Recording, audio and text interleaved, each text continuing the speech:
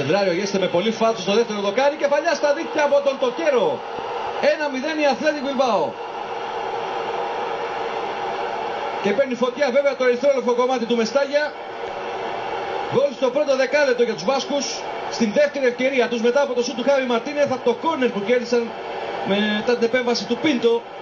Οι παίκτες του Χωακίν Καπαρός με μια πολύ καλή σέντρα με πολύ φάλτσο του Γέσι στο δεύτερο δοκάρι έφτασαν στον γκολ με κεφαλιά του Τοκέρο. Οι πανηγυρισμοί και στον πάγκο της Athletic, στις εξέδρες όπου βρίσκονται οι φίλοι της ομάδας από τον Bilbao.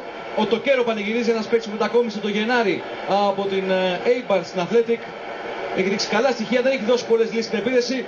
Εδώ πετυχαίνει το σημαντικότερο γκολ του πεντεφενά της Athletic Bilbao. 1-0 για τους Βάσκους.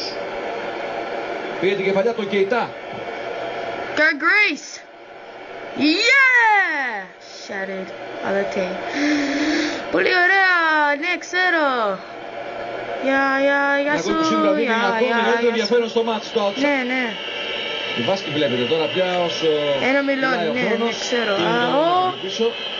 Ναι. Καλή προσπάθεια από τον Γιάγια Τουρέ, ο οποίος θα κάνει το σουτ συρτό εκπληκτικό από τον Γιάγια Τουρέ. Είναι μαλάκα πως τι! Κεντρικός αμυντικός της Μπαρσελόνα απόψε ο Γιάγια Τουρέ. Έκανε εξαιρετική ατομική προσπάθεια, έφτασε στη μεγάλη περιοχή και με ένα πολύ δυνατό ξαφνικό συρτό στην αριστερή γωνία ευνηδίασε τον Γκόρκα Ρεαθόθ. Και δίνει την ευκαιρία στους Μπλαουγκράνα να πανηγυρίσουν το 1-1. Τι κάνεις? Έπεσαν και αντικείμενα εκεί προς τους παίκτες της Μπαρσελόνα στους πανηγυρισμούς. Μαλάκα. Ισοφάριση για την Μπαρσελόνα στο δεύτερο καλό σετ που το κύριο ελληνικά. Γκολ που ανήκει ολοκληρωτικά στο Γιάγια Τουρέ. Κοιτάξτε και πάλι που ξεκινά την προσπάθειά του. Αποφεύγει δύο αντιπάλους του. Αποφεύγει έναν τρίτο και κάνει ένα δυνατό σουτ το οποίο δεν περιμένει ο Γκόρκα. Χαμηλά η μπάλα στην αριστερή γωνία. Σουτ ακριβίας από τον Γιάγια Τουρέ. 1-1.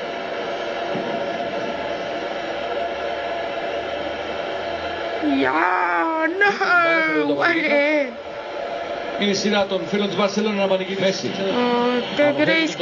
Περνάει την μπάλα για τον Ετώ, δεν υπάρχει offside. Ο Ετώ σουτάρει από κρούει. Πολύ ωραία. Τρίτη και φαρμακερή. Ο Λιονέλ Μέση μετά από δύο προσπάθειες μέσα σε 2 λεπτά θα καταφέρει να νικήσει τελικά τον Γκόρκα. Η Βαρσελόνα περνάει μπροστά. How are we going to win? You suck, you στο 55 το 2-1. Και έτσι όπως κυλούσε το μάτς τα τελευταία λεπτά έδειχνε ένα θέμα Grace. Ο Λιονέλ Μέση στην τρίτη προσπάθειά του απέναντι στον Γκόρκα κατάφερε να στείλει την μπάλα στα δίχτυα. Νωρίτερα το πλασένι είχε φύγει λίγο πάνω από το δοκάρι. Δεν τα καταφέρει ούτε στην προηγούμενη φάση και έτσι το κόρνερ και αυτό το κόρνερ ουσιαστικά ξεκίνησε η φάση που κατέληξε στο 2-1. Το πέρασμα από τον Μέση για τον Ετώ, αποκρούει ο Γκόρκα, το rebound πηγαίνει στο Λιονέλ Μέση, από το σημείο του πέναλτι σουτάρει, η μπάλα περνάει από αρκετά πόδια, καταλήγει στο βάθος της αιστείας του Γκόρκα και η Μπαρσελόνα γυρίζει το μάτς. Στο 55.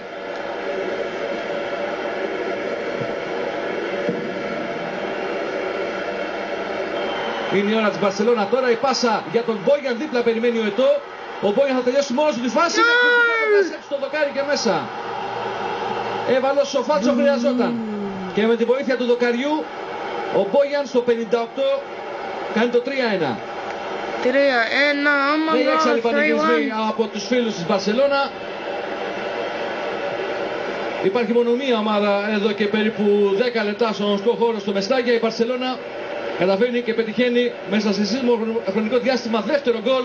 Φτάνει στο 3-1 και σε πολύ μεγάλο βαθμό, νομίζω, αν και είναι νωρίς ακόμα, καθαρίζει το μάτς. Δεν υπάρχει offside εδώ στον Μπόγιαν, δεν είναι ακριβώς την αιτία. Έκανε αυτό το καλύτερο στον νεαρός. Δεν δίνει στον Ετώ, ίσως φοβούμενος το offside του συμπαίκτη του, αλλά το τελείωμά του είναι άψογο. Nice shot there. Με τη βοήθεια του αριστερού δοκαριού θα στείλει την μπάλα στα δίχτυα. Την περνάει από τον Αϊτό Ρόφιο, δεν μπορεί να φτάσει εκεί παρά την προσπάθεια. Τρεις παίκτες αθλέτες στο τείχος, Τσάβι και Ντάνι Άλβες. Ο Τσάβι τελικά με το σουτ στα δίχτυα, 4-1, στο 64. 4-1. Εδώ η Μπλαουγκράνα τον Γκόρκα, περίμενε το σουτ από τον Ντάνι Άλβες.